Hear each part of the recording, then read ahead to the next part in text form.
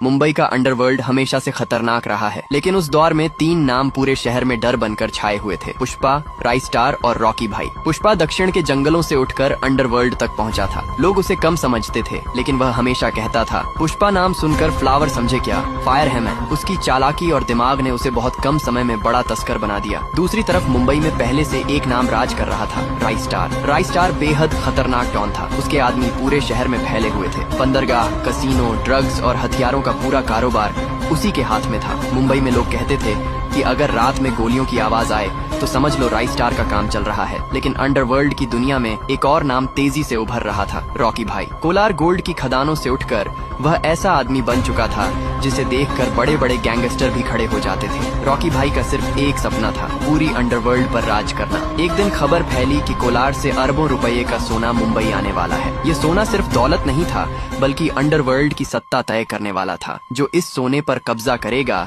वही पूरे अंडरवर्ल्ड का असली बादशाह बनेगा। सोने की खेप मुंबई के पुराने बंदरगाह पर पहुंचने वाली थी। रात के अंधेरे में वहां तीनों अपने अपने गैंग के साथ पहुंच गए। सबसे पहले राइस्टार बोला, मुंबई में बिना मेरी इजाजत कोई कारोबार नहीं करता, ये सोना मेरा है। पुष्पा मुस्कुराया और बोला, झुकने का नहीं। तभी धुएं के बीच से भारी कदमों की आवाज आई। सभी की नजरें उस तरफ घूम गई। अंधेरे से एक आदमी बाहर आया, रॉकी भाई। उसने सिगरेट जलाते हुए कहा, अंडरवर्ल्ड में 3 लोग राज नहीं करते, यहाँ सिर्फ एक बादशाह होता है। इतना कहते ही गोलियां चलने लगी। पूरा बंदरगाह युद्ध का मैदान बन गया। कुछ ही देर में चारों तरफ लाशें बिखर गईं। सुबह जब सूरज निकला तो बंदरगाह पर सन्नाटा था। सोने की पूरी खेप गायब थी और शहर में सिर्फ एक नाम गूंज रहा था, रॉकी भाई। लेकिन दूर खड़ा पुष्पा हल्का सा मुस्कुरा रहा था, क्योंकि उसे पता था कि असली खेल अभी बाकी है। बंदरगाह की उस रात के बाद पूरे अंडरवर्ल्ड में सिर्फ एक नाम गूंज रहा था,